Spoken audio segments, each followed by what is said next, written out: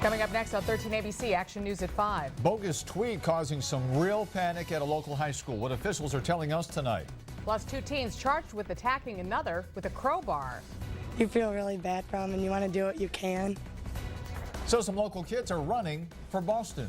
A few lingering showers the next couple of hours, and then the sunshine warms temperatures over the next couple of days. And we start tonight with a breaking news story out of Toledo. A home collapsed about 1:30 this afternoon. There is the before, and you see to the left or the right, that is the after picture. Columbia gas crews have cleared the scene. They say this was likely a gas explosion. Good evening, everyone. I'm Diane Larson. And I'm Lee Conklin. Thanks for joining us. This happened in the 1400 block of Huron Street. Our Amy Montgomery on the scene with details tonight. Amy. Well, Lee, Diane, Columbia Gas and the Toledo Fire Department, they were on scene pretty much all afternoon today. They were trying to figure out exactly what happened and how it happened. And it's a little hard to see from where we're standing here, but you can see where the house used to stand. Now, there was some damage that was done to the surrounding houses, and actually some of these neighbors are being asked to leave for the evening because some of their windows were completely blown out. But crews really didn't waste any time getting the bulldozers and other equipment to the scene to pull this house apart and clean up the debris that was thrown as far as across the street. But here's what it looked like when crews got out here about 1 o'clock this afternoon. You can see the roof is essentially on the ground and the rest of the house is nothing but a pile of rubble. Columbia Gas officials and firefighters say based on the debris, this was likely a gas explosion caused by a leak inside of that home. Now, there was some concern at first that someone may be inside but after carefully looking through all of the wreckage, they found that no one was in the house when all of this happened. Still, many people along this street were definitely shaken up. Some have damage to their homes like you just saw, and others felt their home shake when it happened. I was asleep and just heard a big boom, and we just got up and all my windows and everything just messed up and glass everywhere. I don't know. I was in my apartment watching TV. I heard a big boom. I called my friends up, told them about it, and that's scary. Now, the city still has the road here shut down and the area roped off. And again, some of these neighbors are being asked to leave their homes because their windows were blown out after that explosion. But again, it's important to mention that nobody was injured in all of this, and they're still trying to look into exactly what happened. For now, reporting live in Toledo, Amy Montgomery, 13 ABC Action News. All right, Amy, thanks very much. Well, President Obama wrapping up a speech at a memorial for victims of the deadly explosion in West Texas. It's happening right now. Let's listen now live to his speech. And West changed forever. Today, our prayers are with the families of all who we've lost. The proud sons and daughters of West whose memories will live on in our hearts. Parents who love their kids and leaders who serve their communities. They were young and old.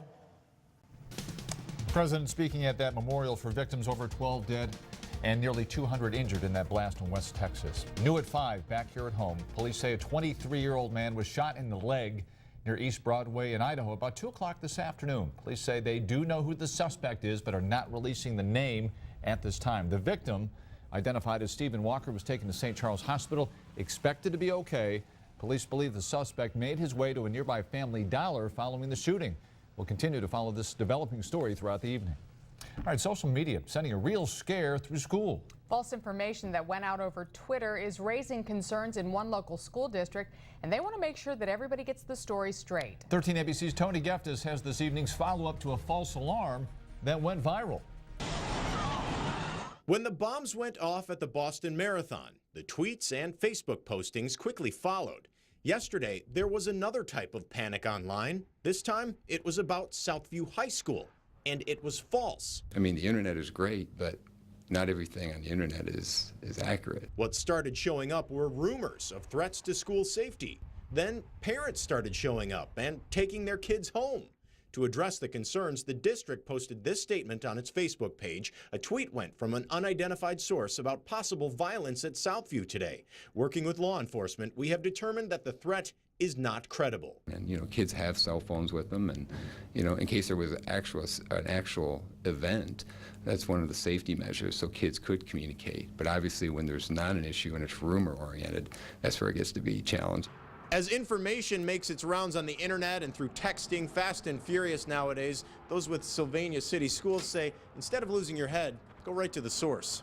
Parents and guardians of Sylvania students are required to be connected to an automated message system, Blackboard Connect. Administrators say you can also check the school's website, Facebook, and Twitter pages, or give them a call before jumping to conclusions. In Sylvania, Tony Geftis, 13 ABC Action News.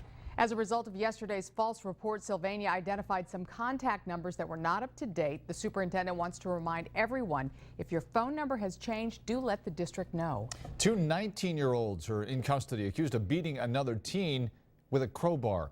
Tyler Smith and Connor Holbrook are in the Huron County Jail accused of brutally beating 19-year-old Austin Thornton with a crowbar. Happened a little after midnight on Monday in the 100 block of Ohio Road 99 near Willard. Police are not releasing the motive. Thornton lives near Dayton. He was in town visiting friends when sheriff's investigators say he was attacked. Sheriff says the men admitted to the crime. He made a clear decision to attack this young man, and he'll have to pay a price for that. Smith faces a charge of attempted murder. Holbrook a charge of felonious assault. Now to the latest in the Boston Marathon bombing investigation. New York City officials say that the suspects intended to blow up their remaining explosives in Times Square. Mayor Michael Bloomberg told reporters that the two suspects had a pressure cooker bomb and 5 pipe bombs that they wanted to set off. Bloomberg says the surviving suspect, Dzhokhar Tsarnaev, told Boston investigators from his hospital bed that he and his brother talked about going to New York to detonate their remaining explosives. Federal agents and police discovered a stash of fireworks overnight. Officials believe the suspects bought them to help make bombs.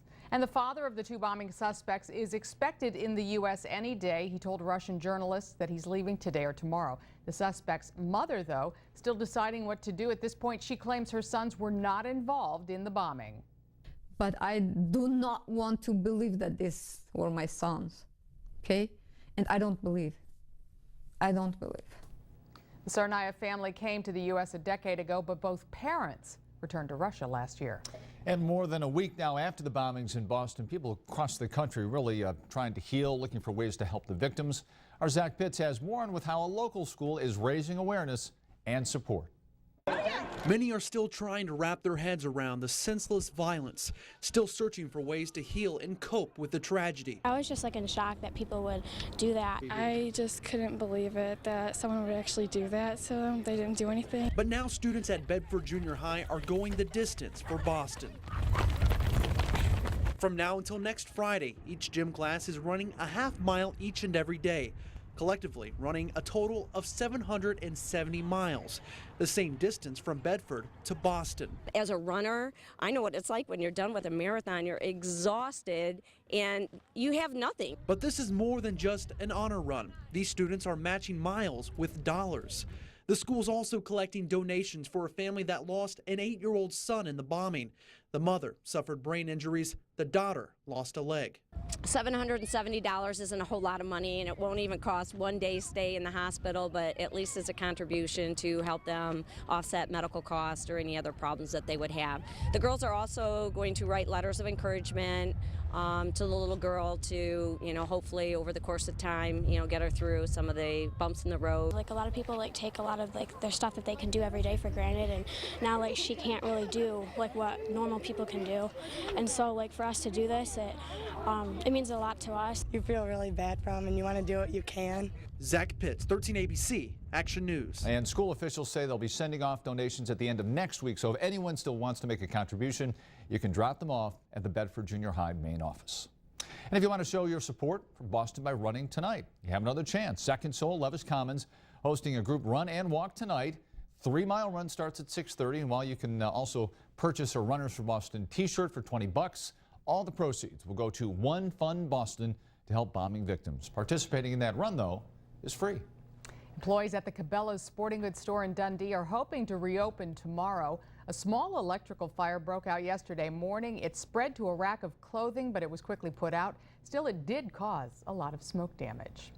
Well, today marks the start of that uptick in the temperatures that we've been waiting for. Chief Meteorologist Jay Burschback live in the 13 ABC First Warning Forecast Center to tell us more good news. Jay? Well, the sun's making an appearance now in spots. It did earlier today as well. So once the rainfall the next couple of hours moves out, that really kicks in that warming trend, which will kind of make it warm next week. Warm enough for some showers middle of the week, and then one more little back step by the end of next week. That's the long-term forecast. Let's get to tonight's forecast. 60s, 70s, 80s. We'll let you know in a few minutes. Stay with us. All right, Jay, thank you. Well, very tight security in Dallas today for the dedication of the George W. Bush Presidential Library. President Obama was there as well, along with all the living former presidents. A crowd of 10,000 people gathered at SMU to celebrate the dedication and library and museum as well.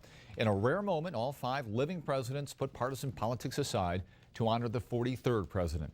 During his speech, Mr. Bush praised the courage and character of the country during difficult times. Franklin Roosevelt once described the dedication of a library as an act of faith. I dedicate this library with an unshakable faith in the future of our country. The center is set to open to the public on May 1st. All this happening more and more in our community, and unfortunately, domestic violence incidents becoming more and more fatal. The 13 ABC I-Team has spent weeks talking to experts about if they feel the system is protecting victims. Sean Haggerty is live in West Toledo with a look at his investigation. Sean. Yeah, it's become such a prevalent issue that there's actually a memorial here in West Toledo at the Sanger Branch Library dedicated to domestic violence victims. We found there's a lot of different agencies that are working so that there doesn't have to be a memorial like this. But just as last year in the city of Toledo, there were 1,636 domestic violence cases filed in municipal court, which doesn't count common police courts, which would typically be a second offense.